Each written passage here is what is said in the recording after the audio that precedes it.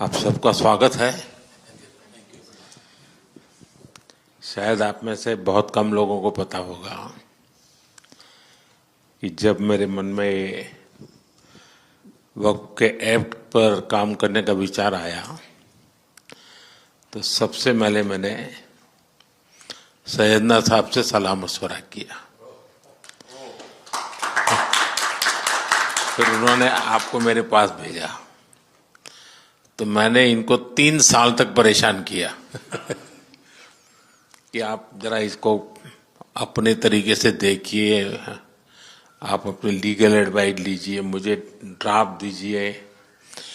यानी आप कल्पना नहीं कर सकते इतना कंसल्टेशन में उन्होंने मेरा साथ दिया। आप में से जो भी जानकार लोग उनको बात कर करके ले आए और एक एक शब्द फुल स्टॉप कॉमा में क्या करना चाहिए यहाँ तक मुझे मदद मिली। ये बात मेरे लिए कोई नई नहीं थी, कैसे करना उसके लिए आपको शायद याद होगा जब आपके दादाजी सैयदना साहब, अब वो तो 1900 से तो एक बार मेरे घर पे आए थे तो फिर उसी में से बात निकली पाटन की। अब एक व्यक्ति इस वक़्फ़ के नाम पे आप लोगों के लिए वो सबसे बड़ी श्रद्धा की जगह है, उसको दबोच के बैठा हुआ। अब मैं भारी कोशिश की मैंने खुद ने, यानी मुझे मालूम था कि कितनी पीड़ा आप लोग सह रहे।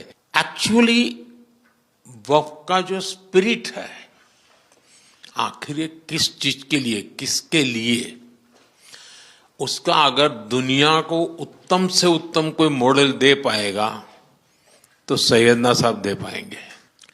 लेकिन अब नई व्यवस्था में कानून के तहत तो दुनिया देखे, क्योंकि देखिए कल तक वक्फ के नाम पर क्या हुआ और अब देखिए कैसे हो सकता है। और जब गरीब से गरीब इंसान की दुआ मिलेगी तो उसकी ताकत अनेक गुना बढ़ जाती है। मुस्लिम समाज की शिकायतें थी कि भाई हमें न्याय दो, ये वक़्फ़ वालों ने हमारे साथ ये किया है। उसमें ज्यादातर बहनें बेटियां थी। तब जाकर के मैंने कहा भाई रियलिटी क्या है खोजो।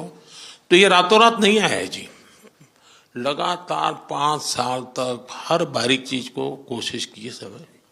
फिर उसमें से मुझे बहुत पहले बड़े सैयदना साहब से काफी बातें मेरी होती थी, तो मुझे मालूम था कि बोहरा समाज हो या शिया मुस्लिम हो, उन सब उनको तो